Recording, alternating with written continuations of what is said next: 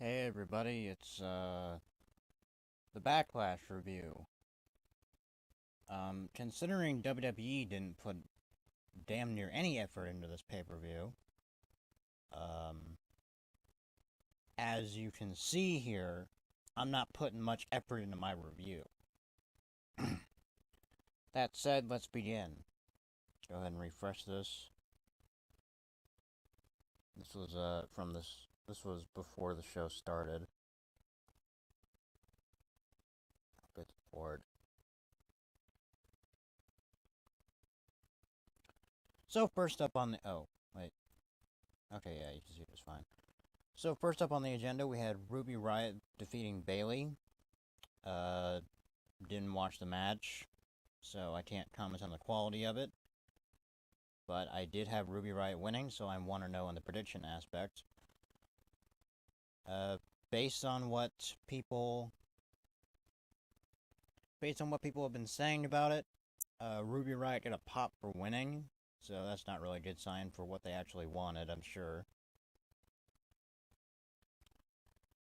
To kick things off in the main card, Seth Rollins defeated The Miz to retain his Intercontinental Championship. I did predict Seth Rollins to retain his title, and I also am conflicted on this match because on one hand it was really good. It was really good, like B plus effort. But I'm getting real fucking tired of the Seth Rollins formula. I'm getting real fucking tired of this. Where it's a good match, and then the reconstructed knee is targeted, and suddenly Seth Rollins just turns into a fucking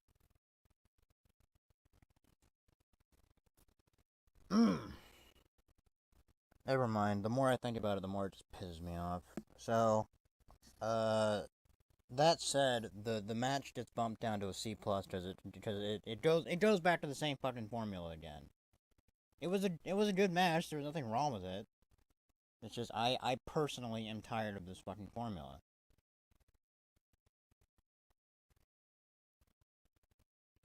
And I hope, God, I fucking hope that this changes within the year. Because I would like to see I would like to see a good Seth Rollins match not ruined by the same fucking story again and again and again.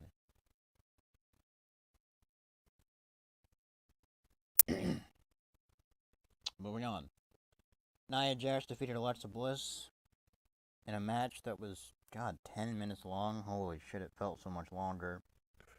For the Raw Women's Championship, I predicted Nia Jax to retain, so 3 there. And, this match was really fucking bad. Um, it was really bad.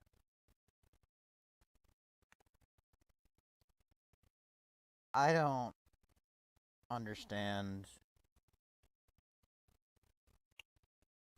I, given the quality of this match, I honestly don't understand why it wasn't on Raw.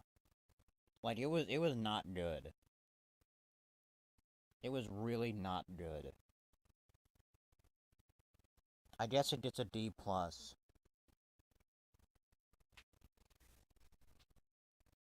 Next up, in a fucking time warp from 2008, Jeff Hardy defeated Randy Orton to retain his WWE United States Championship. I did predict Jeff to retain his title, so I'm 4-0 there.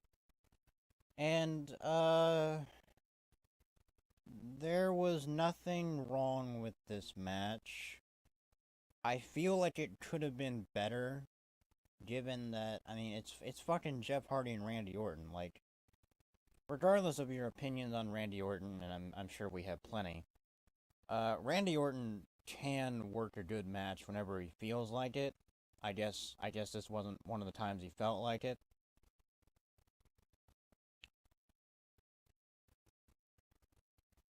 And I mean, Jeff Hardy turned in the performance I expected of him.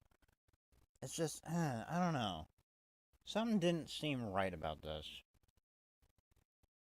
Like, there were no botches that I noticed. There was nothing particularly wrong with this match. It just, it underwhelmed in ways that I was not expecting it to underwhelm, because I did not expect much from it to begin with. It's fascinating, really. All things considered, I mean, this is a C plus. It's basically a really good SmackDown match. I think, actually, now that I think about it, I think that might be what my issue is with it, is that it felt like a SmackDown match. Oh boy.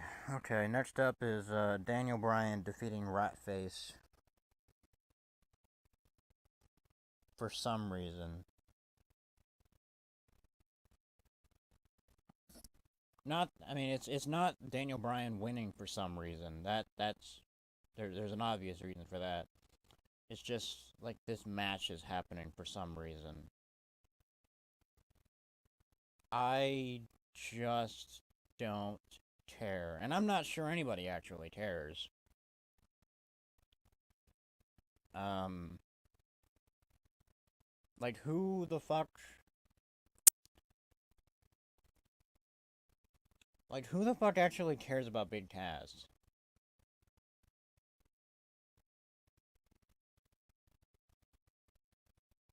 And the match itself, I actually, I kind of skipped this one because I was busy with something else, but so I can't quite comment on the quality of it. So I'm not going to. I'm not gonna assign it a grade. But I caught the start of it and the end of it, and the end of it was Daniel Bryan getting a clean tap out in the ring pretty quickly, I might add. Um, and then Big Cass going ballistic and basically destroying Daniel Bryan. And that's all well and good, but I think if you were gonna have that happen at the end, it would have made a lot more sense for Daniel Bryan to get a roll up victory, not a clean tap out. Like this is it's strange. It's honestly like when Samoa Joe after uh Great Balls of Fire, after Great Balls of Fire, the next night on Raw, he was bitching and whining like, "Oh, Brock Lesnar, you only survived. You didn't win the match. You just survived me, Lesnar." I mean, it's not. I think you're full of shit, Samoa Joe. Like you're full of shit because it only took one F5 to kick your ass. And the F5 is not built up to be this fucking weak move. It's not a fucking fireman's carry, all right? It's not that fucking shitty move Wade Barrett used to do. In fact, now that I think about it, this actually harkens back to a match from '97, or maybe it was earlier than that, between Bret Hart and Diesel, where Bret Hart won with a roll up. The only convincing way Bret Hart was going to win against Kevin Nash. I mean, WWE has proven that they're not afraid to go to the same fucking well multiple times. I mean, Jesus fucking Christ, look at the goddamn Dean Ambrose versus the Miz feud last year. But you just couldn't do it again. I guess this means we gotta deal with this for another fucking pay-per-view. We gotta sit through this in Money in the Bank now. Fuck me sideways. This is gonna be terrible. Next up on the agenda, Carmella beat Charlotte Flair to retain the SmackDown Women's Championship in a match nobody gave a fuck about. Nobody gives a shit. I don't know, D minus. Who cares? Carmella is not a very good wrestler. I mean, it's it's insulting to her because I like her as a character, and she seems very nice and lovely. But Carmella is the female Enzo, and the sooner the title is taken off of her, the better. Because it took her a very long time to cash in the Money in the Bank briefcase, almost to the point that nobody gave a shit anymore. And then, you know, it's not good. I will say though, it was pretty funny in like the lead up footage to this.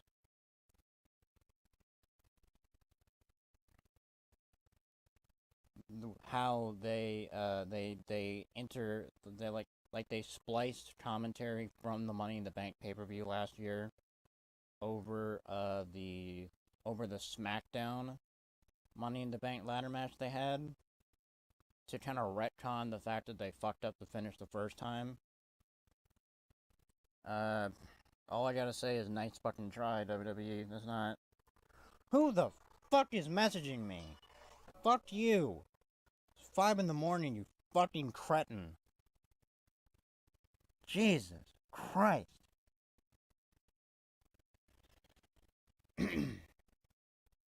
I think we're gonna end this conversation there. Let's move on.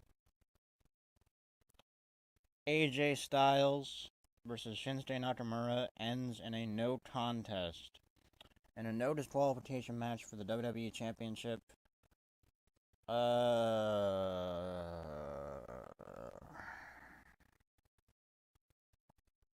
So let's talk about match quality. It's yeah, it's a solid it's a solid B plus until the end. Then it gets an F. All things considered, it probably rounds out to about a C minus. Like what a literal kick in the balls to have a championship match end like this on a pay-per-view. I know this is a pay-per-view nobody gives a fuck about. None of the titles change hands. Didn't even have the tag team titles on the pay-per-view. So like I get that this is a pay-per-view nobody gives a fuck about, but man, what a fucking like it's a literal kick in the balls. That's how the match ended. They both just went full force, bam, right into each other. And for what it's worth, it was actually a pretty incredible sequence for that to happen. So props to them for syncing the timing up on that.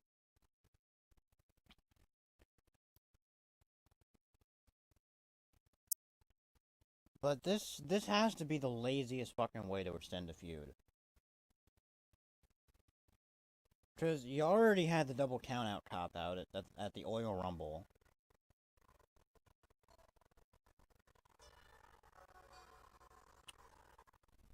I hate people. Then you have this. Probably the only fucking way that you can extend the feud in a no disqualification match. I mean, where does it go from here? I assume it's gonna be a fucking championship match and Money in the Bank, and it's gonna be a cage match. I mean, Roman Reigns and Brock Lesnar already proved that you can't have correct finishes there. Hell in a Cell. They seem to only break that out once a year, so that's probably not likely.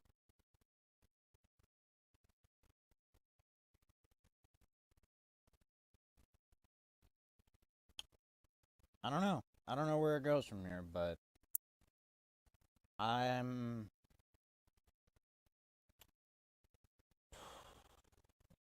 If WWE had no faith in Shinsuke Nakamura prior to this, I don't think they're going to have much faith going forward.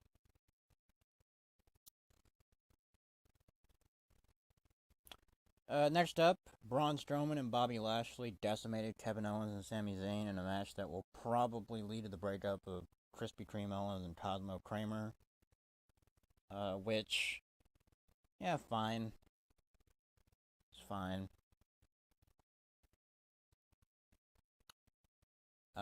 This really actually should have been the opening match, but you know, whatever.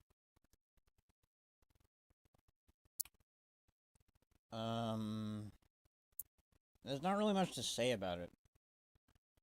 Like really all I remember is Braun Strowman and Bobby Lashley just kicking their asses and the bickering between those two cunts. The fat man and the man with the stupid hat.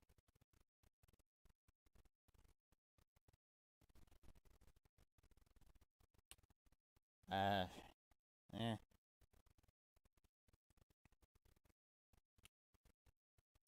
Uh all I know is out of this match I hope two things happen. I hope that the Kevin Owens and Sami Zayn tag team breaks up because clearly they're not invested in giving them either. Clearly they're not invested in giving them the tag team titles on any show. So just break them up. This tag team nobody gives a shit about. It's worthless. And I hope Braun Strowman and Bobby Lashley stays a tag team because it's. I think it's the best use of Bobby Lashley's time while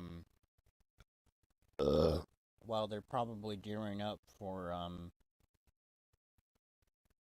Lashley versus Lesnar.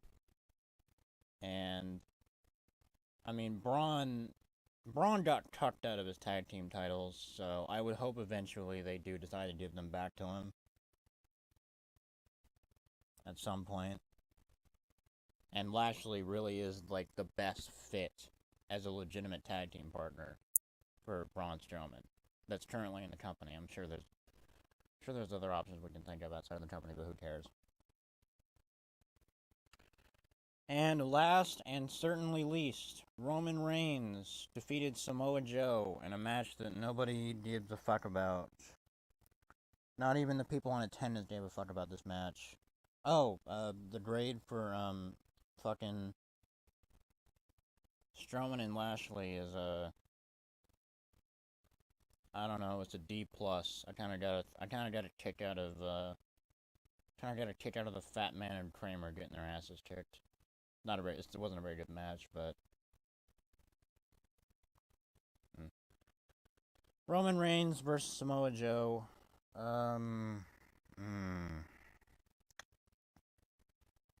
There was nothing technically wrong with this, right? Like, it had all the makings of, like, a decent 2-star match. Like, 2.5 stars. The problem was that it was so fucking boring. Like, the best part of this match might actually have been when Samoa Joe caught Roman Reigns when he was doing the drive-by thing. Like, he was stepping up for it, and he caught him by the throat and got him into the Chiquina clutch. That might have actually been the best part. And, I think deservedly so. But, I mean, and the ending of this match was so fucking just stupid. Fucking Roman Reigns was out, and then he just magically woke up, turned around, got to the ropes, and then we do the whole Roman Reigns thing again. Spear win. Oh.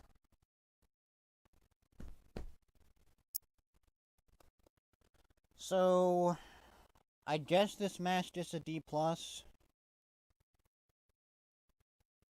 I don't even know, honestly. Maybe a D-. So, I'll be right back with the overall grade for the pay-per-view event, and then we will highlight a few things that I didn't quite get to because they're not. You'll hear and you'll see in a second.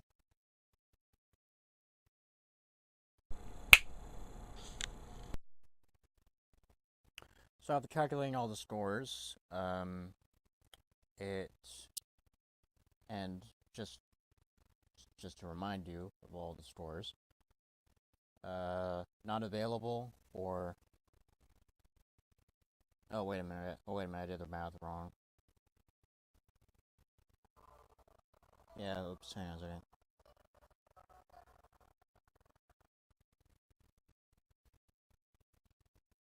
Okay, well that doesn't really make it much better. Okay, anyway, we'll get to that in just a moment. Ruby Riott, not applicable. Didn't have a score. Seth Rollins, The Miz, I think it was a C or something. Who cares? Pluses or minuses don't really fucking matter. Nia Jax, Alexa Bliss, that was a D. C, not applicable. I didn't give a grade in the original go around, but I meant to give it a D. C, D, and I'm being very generous in saying D. I really want to give it an F. Which comes out to a 1.4 divided by 7, which means this pay-per-view gets a D. D. It just gets a D. I guess if we're... Well, I'm not even sure if I were to round up all the decimals, it would come out to a 1.4. I'm not even sure if I rounded up all the decimals, it would come out to 1.5. So I don't know if I can give it a D+. Fuck it, let's give it a D+. This is not a very good event, and WWE clearly didn't give much of a fuck. And that's pretty much it. Some notes. Money in the Bank is next month, and this is usually a pay-per-view I'm excited for, but WWE is not inspiring any confidence with this piece of shit. And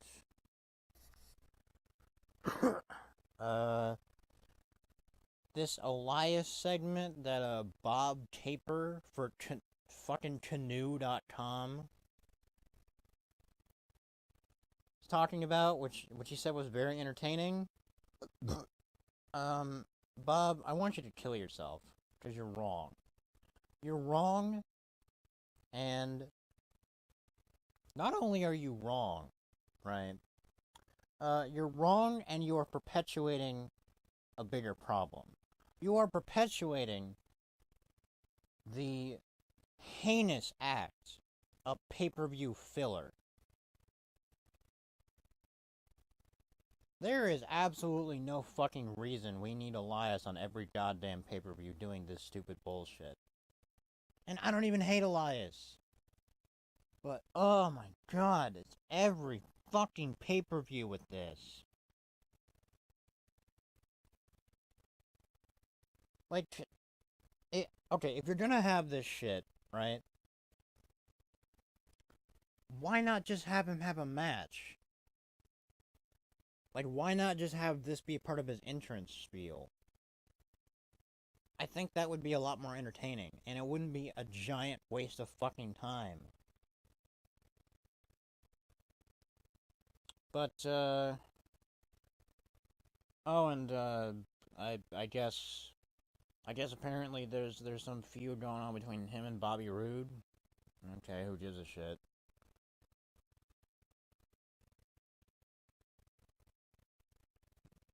Turning No Way Jose into the new fucking Adam Rose. I don't know, it was all just fucking miserable. All just boring and stupid.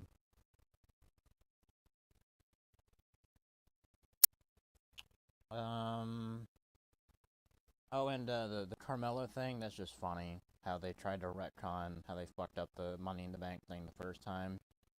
I guess James Ellsworth is not on good terms with the company. Is that why they're not referencing him? Hmm. And, yeah, that's pretty much it. Pretty much all I wanted to say about this event. What's next? It's not NXT TakeOver Chicago. Or, well, it is. It is the next event, but... Damn it. I just want to know when the fucking next one is. June 17th, so next month. Oops. That ought to be pretty fucking miserable. But, we'll see you next month at the next pay-per-view. Bye.